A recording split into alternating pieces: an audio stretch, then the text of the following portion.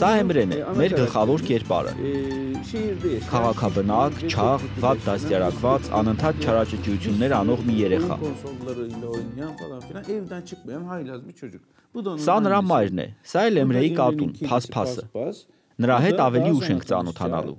Կարևոր կերպարներից է Քանդալաբին։ Հետո երբ ագարակ գնա այնտեղ նրա հետ կծանոթանա։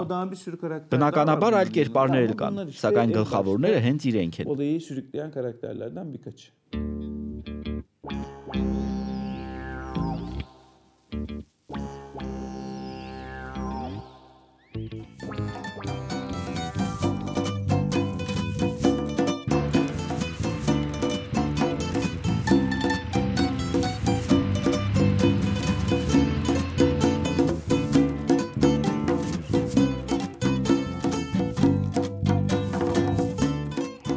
Çocukları çok seviyorum çünkü ben hala çocuğum. Երեխաներ շատ եմ սիրում, որովհետև ինքս էլ դեռ երեխա եմ։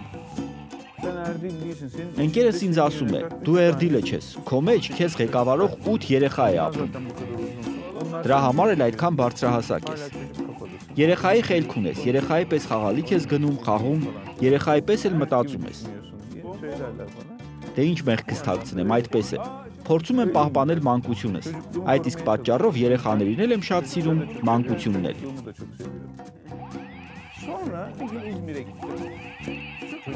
Մի օր Իզմիր գնացի։ 8-9 տարեկան էի։ Իզմիրում մի զարմիկ ունեի, ով ծաղրանկար էր անում։ Նա 12 տարեկան էր, բայց արդեն սկսել էր ծաղրանկարներ ուղարկել Հյուրիետ թերթին։ Դրա պատճառով ընտանիքը նրան ավելի լավ էր վերաբերվում։ Այս երեխան ուրիշ է, շատ ընդունակ է, այսպիսին է, այնպիսին է եւ այլն։ Ես էլ նրան նախանձեցի։ Ասացի՝ մի տեսնեմ ես ոնց է նկարում։ Զարմիկս ամպիկներ էր պատկերում, ես էլ նայում էի ու ասում՝ ինչ ծիծաղելի է։ Մի օր էլ մտածեցի, եթե ուզում եմ, որ ինձ էլ շատ սիրեն, ուրեմն ես էլ պետք է նման մի բան անեմ։ Մի գիշեր նրա ծաղրանկարներից մեկը գողացա ու բոլորից թաքուն ամբողջ գիշեր փորձեցի արտանկարել նույն պատկերը։ Հաջորդ օր ընտանիքից ցույց տվեցի, թե թող ինձ էլ սիրեն։ Ես էլ եմ ծաղրանկարիչ։ Սիրեցին։ Այդ օրվանից ահա նկարում եմ։ Սա համացանցում եմ գտել։ Բնօրինակի վրա Օբաման է պատկերված։ Զվարճանալու համար եմ նկարել։ Իսկ այս մեկի վրա Ռեջեփ Թայիփ Էրդողանի նկարն է պատկերված, մեզ համար ավելի հետաքրքիր կերպար է։ Ինձ համար այս ամենն ամբողջությամբ ուրախ ժամանակ անցկացնելու ծիծաղելու միջոց է։ Այդպես գլուխն էլ մեծ ու հարմար է։ Այսքան բան։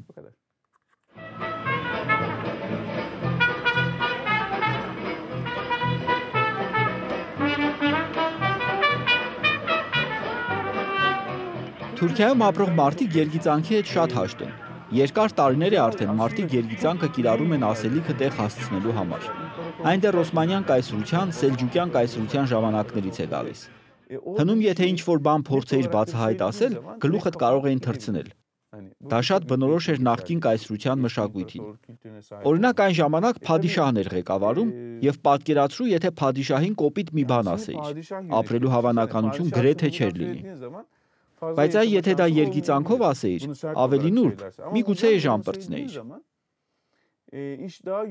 Վարչապետ Էրդողանին 8 կենդանու կերպարով պատկերեցինք ամսագրի շապիկի վրա ու տակն էլ գրեցինք Թայիփների ընտանիքը։ Դատական գործ բացեցին։ Վարչապետը մոտ $25,000 փոխհատուցում պահանջեց։ Դատարանը հայցը չբավարարեց։ Շատ ծիծաղելի էր։ Ու մեկ էլ մի օր երեկոյան միացնում եմ հեռուստացույցը ու լրագրողներից մեկը Էրդողանին հարցնում է. Ծաղրանկարների համար հարուցված հայցը մերժվել է, ինչպես կմեկնաբանեք։ Էրդողանն էլ նայելով էկրանին պատասխանում է. Սա այսպես չեմ թողնի, հետամուտ եմ լինելու։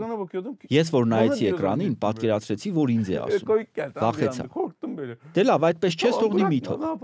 Հետո վարչապետը գնաց եւ հայց ներկայացրեց վերաքննիչ դատարան, սակայն այնտեղ էլ հարցը մերժվեց։ Այդպես էլ գործը փակվեց գնաց։ Հիմա ձեռքից երկու փաստաթուղթ կա առ այն, որ վարչապետը անհիմն բաներով է զբաղվում, անկապ հայցեր է ներկայացնում, որոնք դատարանը մերժում է։ Եթե ես իմ արածի վրա չծիծաղեմ, հետաքրքիր չի լինի։ Ինքս ինձ վրա էլ եմ շատ ծիծաղում։ Ինձ մականուն եմ դրել՝ Քոջա Քեֆալը, մեծագլուխ։